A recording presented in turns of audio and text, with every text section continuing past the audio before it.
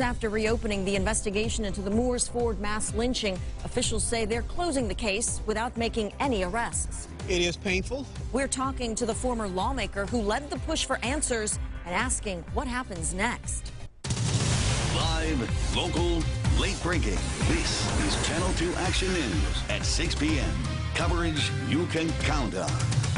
Good evening, I'm Wendy Corona. And I'm Craig Lucy. Justin Farmer and Jovita Moore have the night off. New at 6 o'clock, state and federal investigators say they've exhausted all leads and are now closing their investigation into America's last unsolved mass lynching.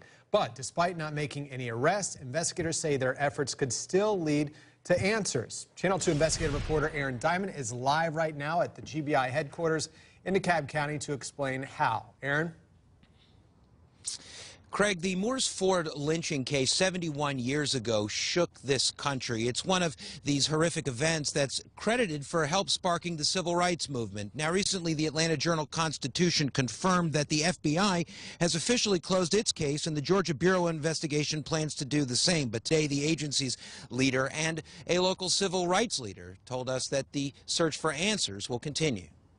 Our commitment is to make sure that the Moores Ford case is never forgotten. That promise from local civil rights activist Tyrone Brooks after the Georgia Bureau of Investigation confirmed the agency will soon close its investigation into the 1946 lynching of 4 young African Americans near the remote Moores Ford Bridge over the Appalachian River on the Walton-Oconee County line. It is painful. It is very difficult for many of the community activists. Each year, those activists reenact the horrific scene decades ago when a mob ambushed Roger and Dorothy Malcolm and George and May Murray Dorsey and shot them repeatedly. President Truman ordered an FBI investigation which produced nearly 24 main suspects, but 0 arrests. In 2000, Georgia Governor Roy Barnes ordered the GBI to reopen the case. It's a terrible, terrible case.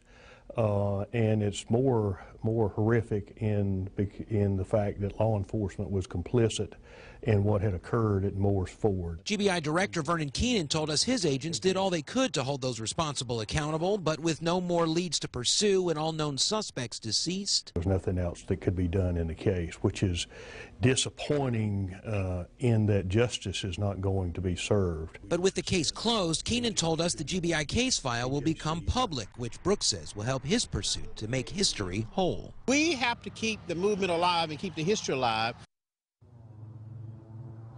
Well, Tyrone Brooks told us the annual marches and reenactments will continue. Meantime, he plans to work on building a educational center nearby where the impact of what happened there will live on. We're live in DeKalb County. Aaron Diamond, Channel 2 Action News. Well, as we just heard, just a terrible case, and it is disappointing that justice will not be served, Aaron. Now, we do have more details on the Moores Ford lynching case. Investigators narrowed it down to 22 main suspects back in 1946. However, detectives never found evidence linking them to the crime. When authorities reopened this case back in 2000, only 4 main suspects were still living, but now all of them are dead.